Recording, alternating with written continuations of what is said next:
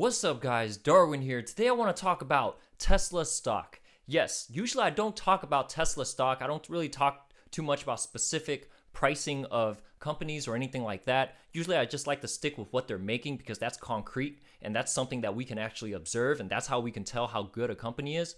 But man, I gotta talk about Tesla stock today. Today, the stock exploded basically 18%, up to almost $1,800. This is crazy. And then after being up for a while, it actually went negative on the day and went under 1,500 bucks. So that's like a $30 billion market cap swing, which is absolutely crazy. You could have bought the stock at $1,600 a day, made amazing money, and been incredibly happy at the top. And then by the end of the day, you're down $100 a share. So this is absolutely crazy. So I got to talk about this because it does pertain to the company. So we've seen absolutely crazy interest in Tesla, right? So you can tell from this website called Robin Track. We've seen Tesla stock in the past month become the most popular stock on Robinhood, right? The most popular stock on Robinhood when it's run up so much already. And it could be part of the reason for the run up. So this is what it tells me as an investor, stockholder, and just an observer of the stock. So this tells me that the people who are piling into Tesla, they're not long-term holders, okay? They're just chasing the trend. They have FOMO. They're afraid of missing out, right? They see the stock go up like 10% every day, 8% every day. And they just think, if I would have bought in today, I could have made sick money by the end of the day. The stock just goes up. Stocks don't go down. Listen, don't buy the stock if you're not going to be a long-term holder, okay? These are not reasons to buy the stock. Just because the stock is going up every single day, it doesn't mean you should buy the stock. This is what kind of frustrates me a bit, because as an investor who reads like the 10Qs, who reads the earning report, who listens to the earning calls, who watches interviews with Elon Musk. Elon Musk, do you guys even know who Elon Musk is? You new investors, right? So this guy right here, dude, have you read a biography on this guy? Have you seen how he made impossible things happen? Every venture that he's started has made incredible return for everybody involved. PayPal, SpaceX, Tesla. Who starts a car company, right? So this is who you're investing in. This is who I'm investing in. And for the new people who just invest in a company, don't know who the CEO is, don't know the market cap, don't know anything about the company or the future potential of the technology, it's just crazy because they can make the stock so volatile. So if you're an investor of Tesla, you have to ask yourself this question right here. You have to ask yourself, why am I in the stock? What do I think this company can do in 10 years from now? That's how long I'm investing in this company for, at least 10 years. Because I feel like in 10 years, not a single sane person in the world will actually go out and buy a gasoline-powered vehicle. Like, you'd be crazy to do that. Everybody that I've ever known, once they went electric, they've never switched back, and they have no plans of going back. In countries like Germany, we see them banning gasoline-powered cars in 10 years, by 2030. That means Mercedes, Audi, BMW, these huge car giants, which are like the face of Germany, right? They're gonna have to adapt, right? And they can't even compete with Tesla. They can't even compete. It's not even close.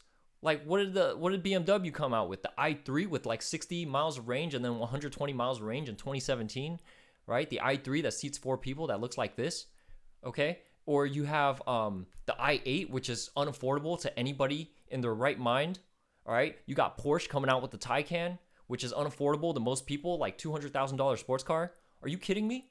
Nobody is even close to competing with Tesla. I remember in like 2017, everyone was saying in 2019, the competitors were going to come out. Porsche is going to come out. BMW, Mercedes, they're going to come out with their EV, and Tesla's going to get killed. Their production ain't great. They can't sell to the masses. They can't get their costs down. Dude, it's 2020.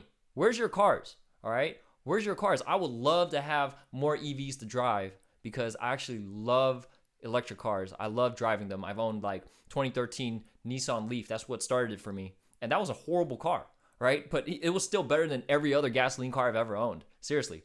Okay. But I digress. Okay. So I believe that Tesla is actually going to be able to make a 400-mile EV, all right, especially with battery day coming up.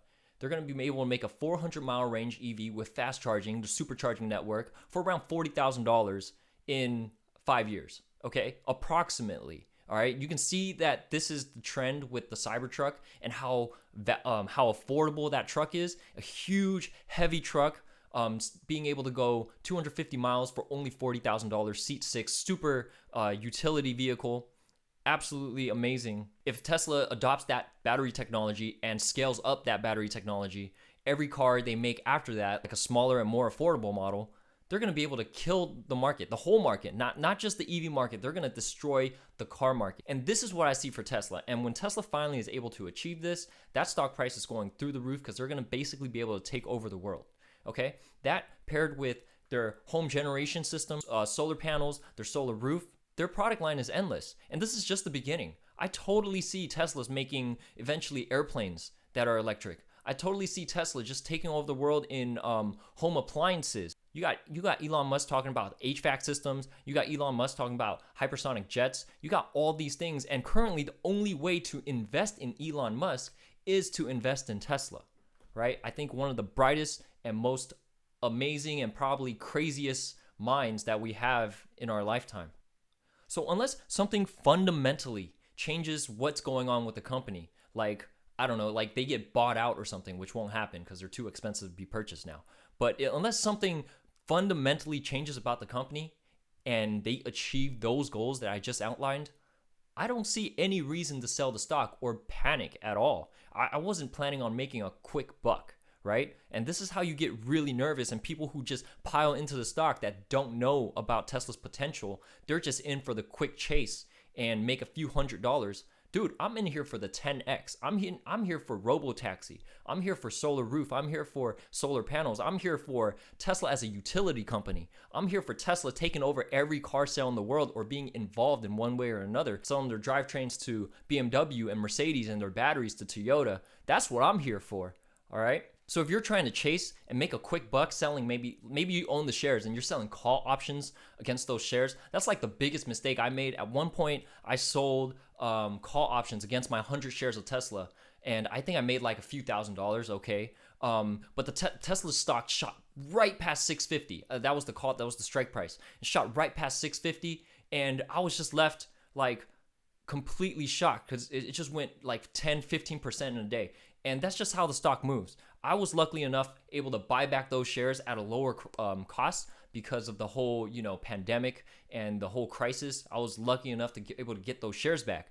But man, if that didn't happen, if that gift didn't happen, I would have been stuck not even holding any shares because I sold that call option against my 100 shares. And keep in mind, anytime you sell shares at a higher price and you buy back at a lower price, you still have to pay taxes on those gains. So let's say you bought in at like 200 and you sold at 650, you got to pay taxes on that $400 gain, $450 gain. And then you buy back in, you still got to pay taxes on the money that you've made. And I would just keep adding because I know what my target for Tesla is. I totally believe in the team at Tesla. I believe in Elon Musk. I believe what they can do and what they can achieve. And I believe Tesla can actually surpass those expectations because, hey, I'm just some guy investing, right? Elon Musk is the one who started a car company from scratch in an environment that was totally unfriendly to EVs or electric vehicles and completely destroyed the competition. So I know I rambled on a bit, but as a shareholder, I think it's incredibly healthy for the stock to actually sell off hard. All right, this is to shake out the weak hands. It's to shake out the people who don't do their research.